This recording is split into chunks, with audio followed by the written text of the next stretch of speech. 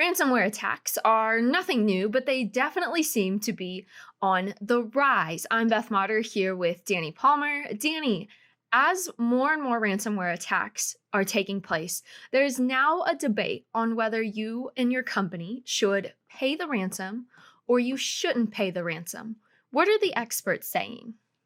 Well, it depends who you speak to. The authorities do not tend to endorse the idea of paying ransoms. We recently have a Home Secretary here in the UK saying companies should not pay the ransoms because it encourages cyber criminals. And I think there's been similar noises coming out of the US, with the US government saying, this just encourages more ransomware attacks. The problem is they're warned against not doing this. It's not official. There's no legislation saying you cannot do this. And in the US, for example, as well, when it's all up to the company affected.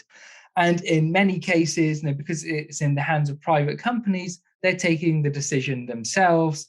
And for many of them, they are deciding that, yes, they are going to pay the ransom, because for them, it means that they perceive it as the quickest, most efficient way to restore the network or make the problem go away, essentially. Although even if you have the decryption key, it is not a fast process to restore that network. But one of the reasons that ransomware has become so successful is because there are enough organizations paying these ransoms. We saw, just in recent months, organizations like Colonial Pipeline, organizations like JBS paying millions of dollars in ransoms, which is arguably just encouraging these attackers to do this. I mean, there are advocates that suggest that ransom payments should be outright banned. And they say because this ultimately funds criminal behavior. Not only does it fund ransomware gangs and encourage them to conduct more ransomware attacks, because the way the cybercriminal ecosystem works, a lot of these payments will be reinvested into other forms of crime, much more sort of exploitative, damaging, really horrible stuff. Which ultimately, if you're paying a ransom, you might, be it inadvertently, giving money to. There's also the problem that even if you said, okay, you cannot pay ransoms, it's banned. What does that mean for companies who get infected with ransomware? It means that if you are banned from paying the ransom, you're stuck. You might not be able to do anything. There's the argument that businesses could ultimately go out of business because they are in this position where they are stuck because they can't afford to spend the months and months it might take to restore the networks.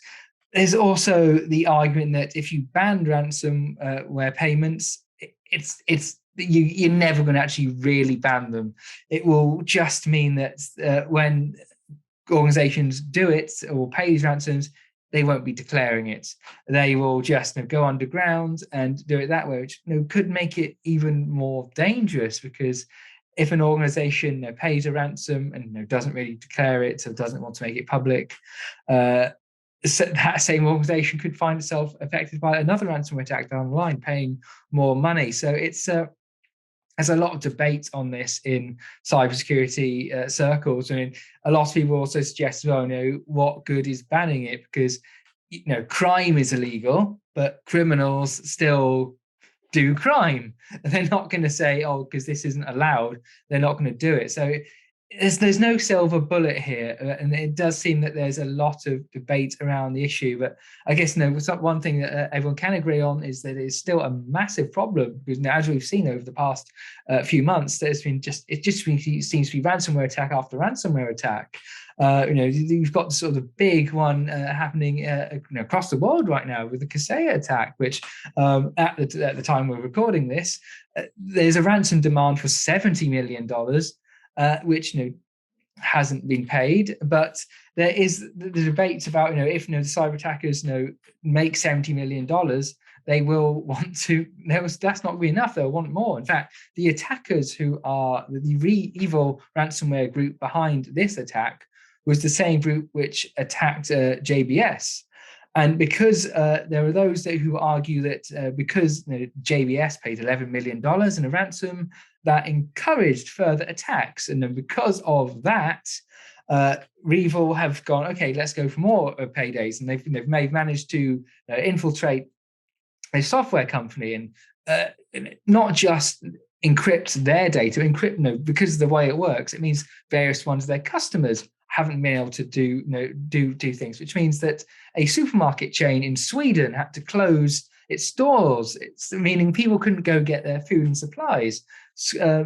Public services in New Zealand have been closed because of this. So there's an argument that paying the ransom is this self-perpetuating cycle, because as long as attackers are making money from it, they'll keep doing it. But the debate over how to stop this cycle is ongoing. I mean, it's away from the whole do you or don't you pay the ransom debate.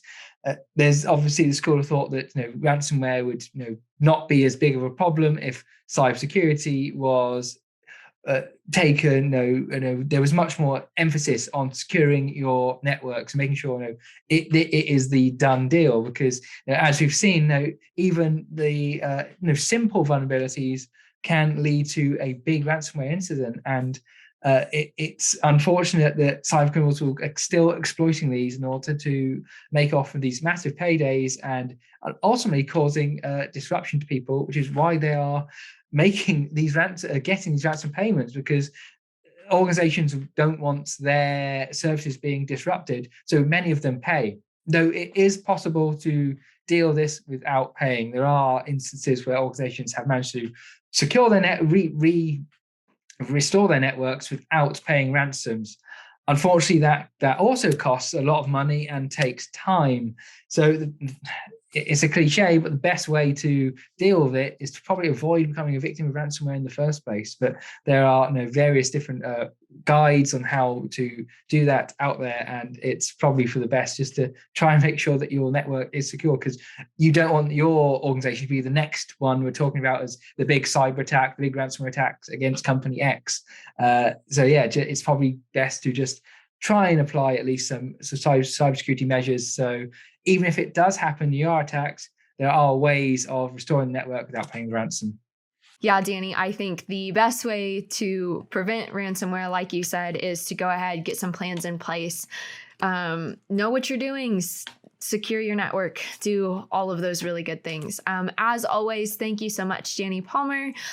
Be sure to like this video and subscribe to our YouTube channel. And for all things cybersecurity, be sure to stick with ZDNet.